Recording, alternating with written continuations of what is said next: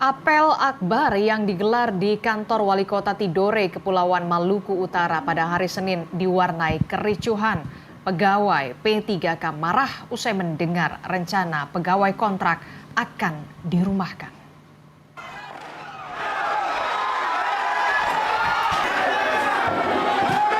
Suasana apel yang mestinya hikmat berubah mencekam saat para pegawai pemerintah dengan perjanjian kerja atau P3K di lingkungan pemerintah Kota Tidore Kepulauan menumpahkan kemarahan mereka.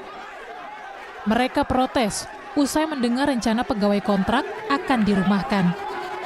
Situasi semakin tak terkendali saat massa berusaha merangsek masuk ke dalam kantor wali kota. Merespons kemarahan massa, Wali Kota Tidore Kepulauan Muhammad Sinen berjanji tak akan merumahkan pegawai kontrak. Namun, Pemkot akan memangkas tambahan penghasilan pegawai, baik ASN, P3K, maupun pegawai paruh waktu sebesar 30%. Langkah itu dilakukan sebagai solusi untuk mengatasi defisit anggaran daerah sebesar 50 miliar rupiah akibat kebijakan efisiensi. Persoalan dirumahkan ini dia solusi terakhir. Kalau memang kesana tembok kemari tembok, kalau api gelar api, ya terpaksa orang. Dan bukan cuma hanya pada waktu dirumahkan, semua pendapatan ASN kepala daerah itu pasti akan dikurangi semua. Dan tadi usulan MBG apa namanya operasi merah putih itu saya telah masuk sampai situ. Yang saya minta juga pemerintah pusat harus penuhi dan take over gaji paruh waktu dan P3K. Kondisi ASN di Pemkot Tidore Kepulauan senada dengan curhatan Gubernur Maluku Utara, Sherly Chowanda ke DPR bulan lalu.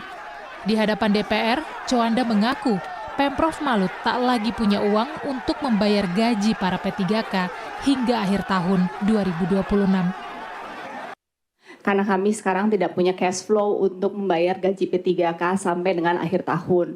Sehingga apakah masalah kami daerah selesai, tetapi permasalahan kita di daerah ketika kita harus melakukan inovasi, banyak tools, banyak otoritas dari kami itu yang sudah diambil oleh pusat.